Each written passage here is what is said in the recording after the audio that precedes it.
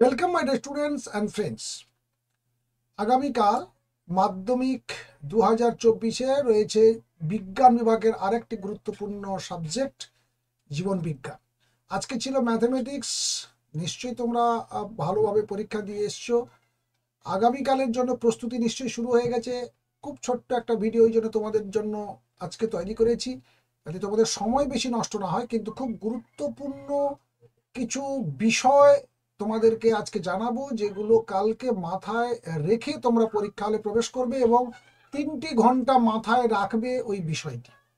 কারণ বিজ্ঞান বিষয়ে আজকে গণিতের প্রশ্ন দেখে তোমরা নিশ্চয়ই বুঝতে পেরে গেছো কেমন সরাসরি প্রশ্ন আসেনি। তোমাদের বই থেকে যে ধরনের প্রশ্ন আসে বা বিগত বছরগুলিতে এসেছে, সেই ধরনের কিন্তু কোনো প্রশ্ন আসেনি। তো স্বাভাবিক কারণে আগামীকাল জীবন বিজ্ঞান, জড়বিজ্ঞান রয়েছে, তারপরে মোটামুটি ধরে রাখতে পারো এই ধরনেরই প্রশ্ন আসবে, অর্থাৎ একটু ঘুরিয়ে তোমাদের সামনে প্রশ্নগুলো আসবে, যাতে তোমরা একটু বিভ্রান্ত হও।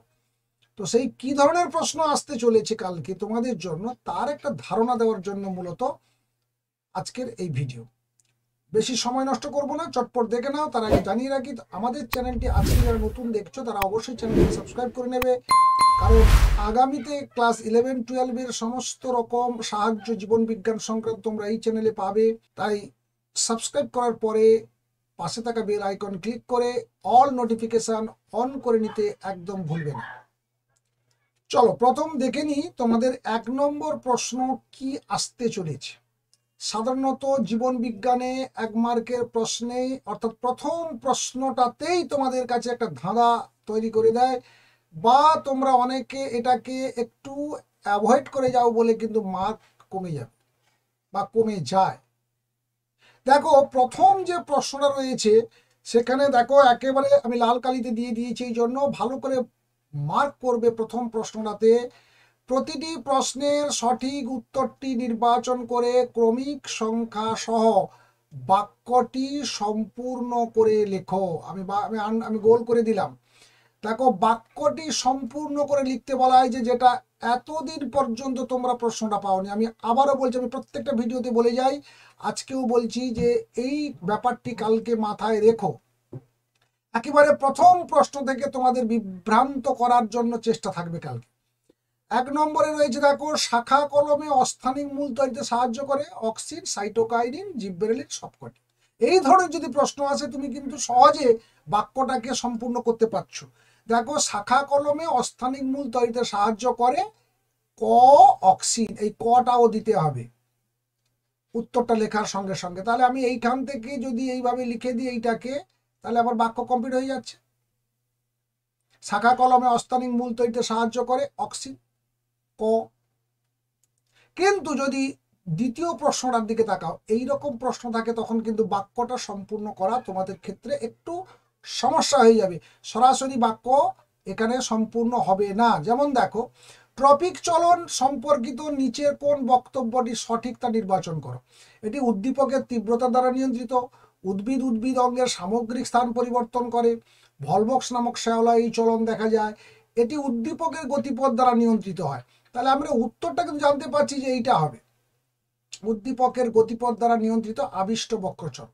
তাহলে বাক্যটা আমি যখন কমপ্লিট করব, লিখবো, উত্তরটা লিখবো, তখন লিখবো ট্রপিক চলন সম্পর্কিত নিচের বক্তব্যগুলির মধ্যে সঠিক বক্তব্যটি হলো এটি উদ্দীপকের গতিপথ দ্বারা নিয়ন্ত্রিত আবিষ্ট বক্রচলন।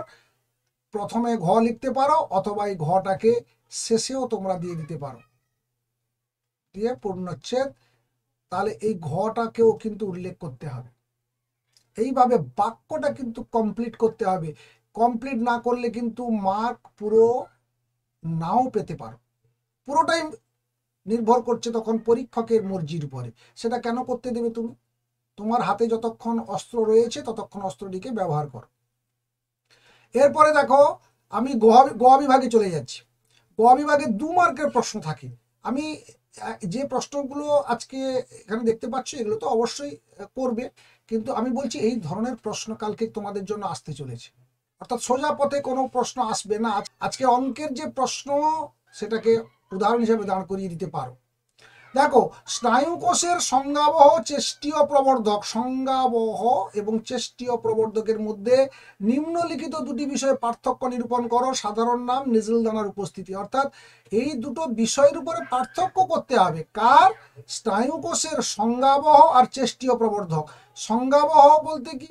যেটা রিসিভ করে, নার্ভীয় বিভবকে বা সংবেদনকে রিসিভ করে, গ্রহণ করে, তাকে বলা হচ্ছে সংজ্ঞাবহ। তাহলে এটা কি হবে? এইটা হবে ডেনড্রন।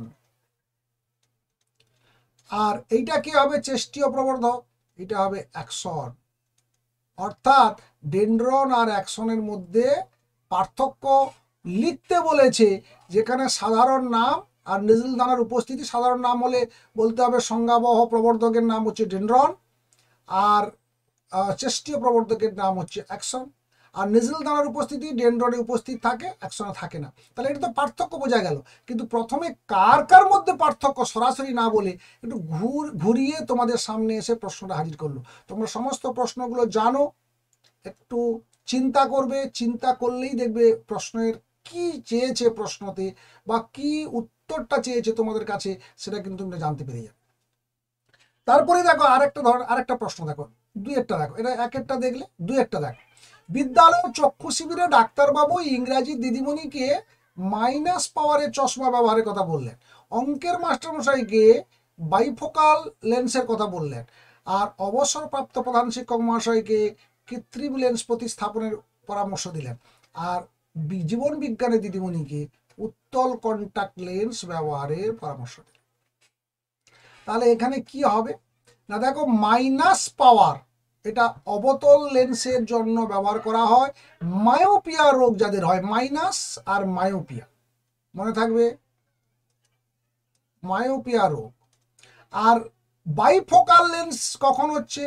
বাইফোকাল লেন্স হচ্ছে তখনই যখন নিকট দৃষ্টি দূরদৃষ্টি দুটোতেই সমস্যা দেখা যাবে, যেটা হচ্ছে প্রেস বায়োপিয়া বলা হয়। সেইটার ক্ষেত্রে যেটা 40 বছরের পরে বা একটু বেশি বয়সের দিকে পৌঁছালে মানুষের মধ্যে সমস্যা দেখা যায়, তখন হবে বাইফোকাল লেন্সের ব্যবহার।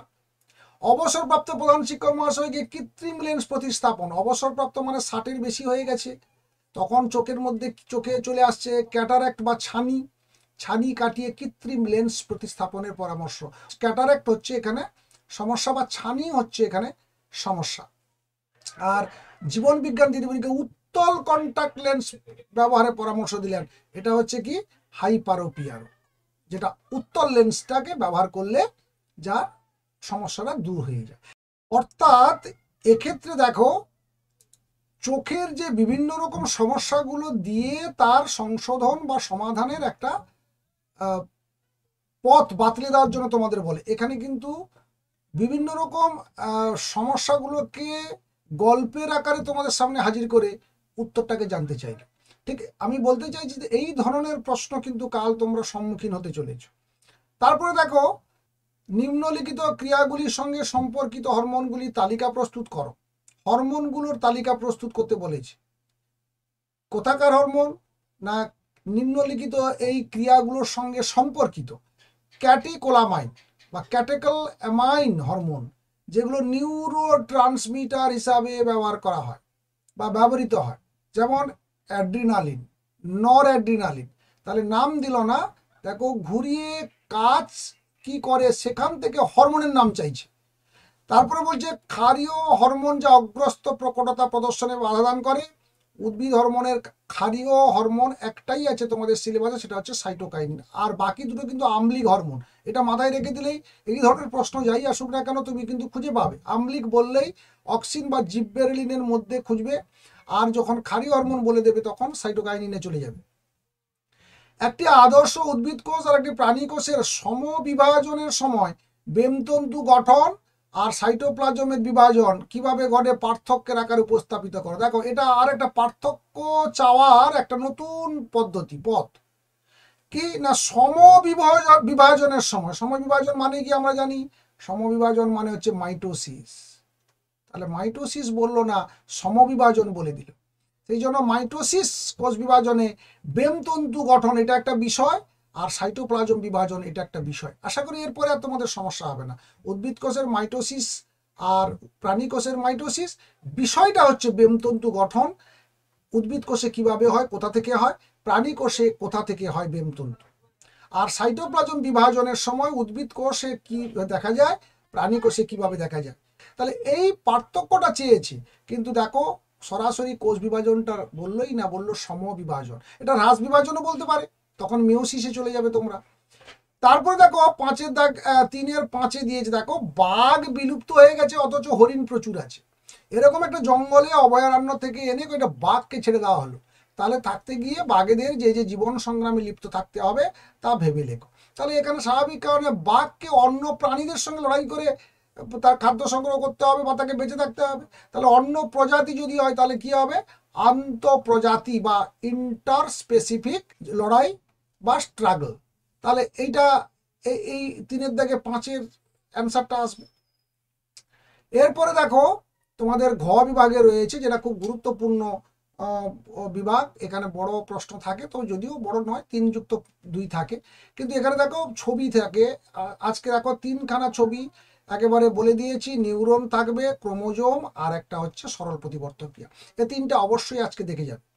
এবং দেখো কোন কোন অংশগুলো দেখবে সেগুলো দিয়ে দিয়েছি। ডেনড্রন, রেনভিয়ারের পর্ব, মাইলিন শীথ, সোয়ান কোষ, প্রান্তপুরুষ, নিউরিলেমা।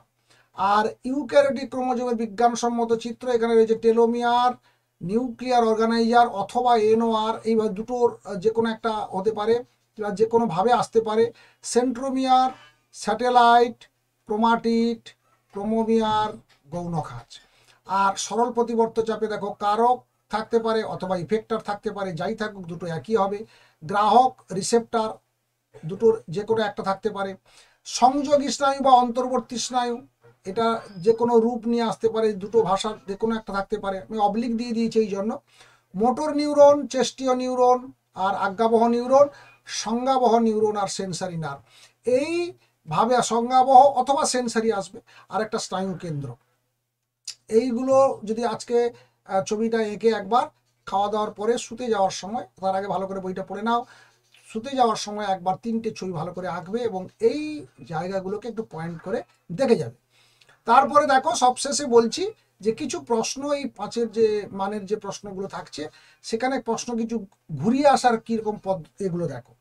এখানে দেখো তোমরা জানো বা এবারের জন্য ইম্পর্টেন্ট বলেছিলাম যে 7টা বৈশিষ্ট্য তোমরা বিপরীত যে বৈশিষ্ট্যগুলো মুখস্থ করবে, কিন্তু দেখো ঘুরিয়ে কেমন দিয়েছে। 7 জোড়া বিপরীতধর্মী বৈশিষ্ট্যের সম্বন্ধে সংশোধন করতে বলে দিয়েছে। তার মানে তোমাকে দিয়েছে তুমি সংশোধন করো। তোমাকে ভালোভাবে পড়ে যেতে হবে, তবে গিয়ে এটা লিখতে পারবে। যেমন বীজের আকার কুঞ্চিত গোলাকার, এখানেই ভুলটা হয়ে গেছে। কুঞ্চিত আর গোলাকার, এটা কিন্তু গোলাকার আর কুঞ্চিত উল্টো দিকে হতো। বিস্তকের বর্ণ এটা হলুদ আর গোলাপি, গোলাপি তো হবেই না, এটা হবে সবুজ। আচ্ছা, পরিপক্ক ফলের আকৃতি মসৃণ আর খাঁজযুক্ত। অপরিপক্ক ফল সাদা আর হলুদ, এটা হবে না, এটা সবুজ হবে। এটা সবুজ আর হলুদ। ফুলের বর্ণ বেগুনি, এটা সবুজ হবে না, এটা সাদা হবে। পার্শ্বস্থ বৈশিষ্ট্য অর্থাৎ এটা কাক্ষিক যেটাকে বলছিল, কাণ্ডে ফুলের অবস্থান আর মূলের দৈর্ঘ্য, মূলের নয়, এটা হবে কাণ্ডের দৈর্ঘ্য হবে, কাণ্ডের দৈর্ঘ্য লম্বা বেটে। তার মানে বুঝতে পারছো এবারে যে সংশোধন করার জন্য শুধুমাত্র প্রকট প্রচ্ছন্নের দিকে তাকিয়ে থাকলে হবে না, এই দিকেও দেখো একটা ভুল করে দিয়ে বসে আছে। তা ওই জন্য বলা হচ্ছে যে তোমাদেরকে কিন্তু সব দিকটা নজর রেখে পড়তে হবে, অর্থাৎ যখন পড়বে ভালো করে খেয়াল করবে। ওই জন্য আজকের এই ভিডিওটি বানালাম, যাতে তোমাদের একেবারে শেষ মুহূর্তে এগুলোকে একটু মনের মধ্যে তোমরা রেখে দিতে পারো। আরেকটা প্রশ্ন দেখো, নিম্নলিখিত ঘটনাগুলির সম্ভাব্য কারণ কি কি হতে পারে অনুমান করে লেখো। তোমাকে কতগুলো কারণ দিয়ে দিয়েছে, তোমাকে এবারে থেকে বাঁচতে হবে, বেছে ফেলতে হবে রোগগুলোকে। নিদ্রাহীনতা, বধিরতা, রক্তচাপ বৃদ্ধি, এটা বুঝতে পারছো, শব্দ দূষণের ফল। তারপরে ধরো জলে দ্রবীভূত O2 এর মাত্রা আর হ্রাস, এটা হচ্ছে বায়োলজিক্যাল অক্সিজেন ডিমান্ড ইউট্রিফিকেশনের জন্য হয়। আর কুমিরের সংখ্যার হ্রাস, এটা বিভিন্ন কারণ হতে পারে, খাদ্যের অভাবের জন্য হতে পারে, ডিমগুলোকে অন্যান্য প্রাণীরা খেয়ে নিচ্ছে, খাদ্য হিসেবে গ্রহণ করছে, এটার জন্য হতে পারে।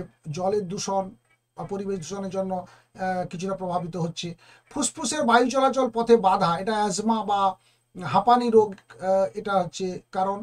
আর মৌরলা মাছের সংখ্যার হ্রাস, মৌরলা মাছ হচ্ছে ছোট ছোট মাছ, এগুলো পুকুরে নষ্ট হয়ে যাচ্ছে বা ধ্বংস হয়ে যাচ্ছে, কারণ বিদেশি প্রজাতি এসছে, তেলাপিয়া, তারপরে এই যে আমাদের হাইব্রিড মাগুর, এগুলো আসার পরে এই ছোট ছোট মাছগুলোকে ওরা খেয়ে নিচ্ছে। অর্থাৎ বহিরাগত প্রজাতির অনুপ্রবেশ বাস্তুতন্ত্রের মধ্যে, এটা হচ্ছে সেই কারণ। তার মানে দেখতে পেয়েছো, কারণ দিয়ে দিয়েছে, সেখান থেকে তোমাকে একটা বিষয় দিয়ে দিয়েছে, তার কারণটা তোমাকে উল্লেখ করতে বলেছে। এই ধরনের প্রশ্ন আসার সম্ভাবনা কিন্তু প্রবল কালকে। আর একটা দেখো, শেষ শেষ প্রশ্ন আজকের ভিডিওর একেবারে শেষ, মোটামুটি এখন বুঝে ফেলেছো আশা করছি। দেখো বলছে হিমালয়, প্রথমটা ঠিক আছে, বর্তমান সময়ের পরিপ্রেক্ষিতে ক্রায়ো সংরক্ষণে গুরুত্বপূর্ণ বিষয় ব্যাখ্যা করো, তার মানে ক্রায়ো সংরক্ষণের গুরুত্বটাকে বলতে বলছে, এটা তো সমস্যা নেই।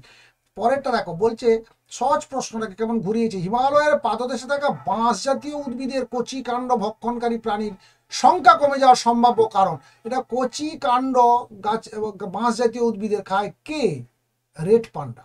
তার মানে রেড পান্ডা কমে যাচ্ছে, তার সম্ভাব্য কারণগুলো উল্লেখ করো। রেড পান্ডা এবারে ভীষণ ইম্পর্টেন্ট আছে, তোমাদেরকে বলেছিলাম সামনে বিগত ভিডিও সাজেশনে।